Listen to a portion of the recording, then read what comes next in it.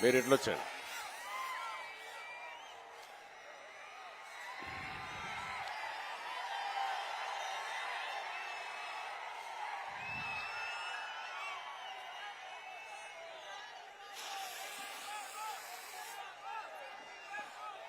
గౌరవనీయులు జనసేన అధినేత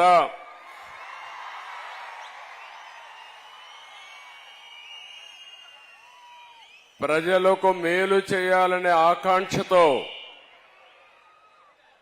ఎల్లప్పుడూ పరితపించే వ్యక్తి పవర్ స్టార్ పవన్ కళ్యాణ్ గారు.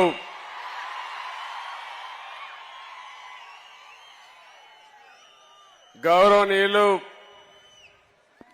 ఎప్పుడు కూడా మీ అందరికీ అభిమాన నాయకుడే కాకుండా ఒక్క రాజకీయాల్లోనే కాకుండా సినిమా రంగంలో కూడా మీ అందరికీ సేవలు అందిస్తున్నటువంటి బాలకృష్ణ గారు. ఎప్పుడూ మీరందరూ కూడా అభిమానంగా బాలయ్య బాలయ్య అని పిలుస్తా ఉంటారు. అలాంటి బాలకృష్ణ గారు తెలుగుదేశం పార్టీ జాతీయ ప్రధాన కార్యదర్శి గౌరవనీయులు లోకేష్ గారు, జనసేన పిఏసి అధ్యక్షులు గౌరవనీయులు మనోహర్ గారు, ఆంధ్రప్రదేశ్ రాష్ట్ర తెలుగుదేశం పార్టీ అధ్యక్షులు గౌరవనీయులు అచ్చెన్నాయుడు గారు, వేదిక పైన అటు తెలుగుదేశం ఇటు జనసేన అధినాయకత్వం అక్కడుండే నాయకులందరికీ, ఒక పక్క తెలుగుదేశం పార్టీ వీర సైనికులకి, ఇంకో పక్క జనసేన జన సైనికులకి పేరు పేరున ఈరోజు విశాఖపట్నం వచ్చినప్పుడు చాలా సార్లు విశాఖపట్నంకు వచ్చారు. గాని నా జీవితంలో ఇంత అపూర్వ స్వాగతం నా జీవితంలో చూడలేదు. ఆ విధంగా స్వాగతం పలికారు. ఒక పక్క సముద్రం ఘోషిస్తా ఉంటే ఇంకో పక్క జన సముద్రం ఇక్కడ ఘోషించే పరిస్థితి వచ్చింది.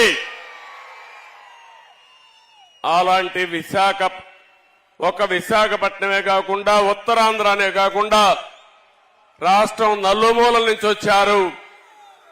యువగళం ఒక పక్క, ఇంకో పక్క ఎన్నికల యుద్ధ బేరీకి మోగించడానికి వచ్చినటువంటి సైనికులందరికీ పేరు పేరున మనస్ఫూర్తిగా నమస్కారాలు.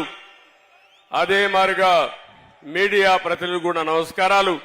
ప్రత్యేకంగా యువగళం వాలంటీర్స్ కి మనస్ఫూర్తిగా నా అభినందనలు. ఈరోజు ఇంతమంది పేరు నాయకులందరూ మాట్లాడారు. నేనేం మాట్లాడాలో అన్ని విషయాలు కవర్ అయినాయి. ఒక పక్క మనసు విప్పి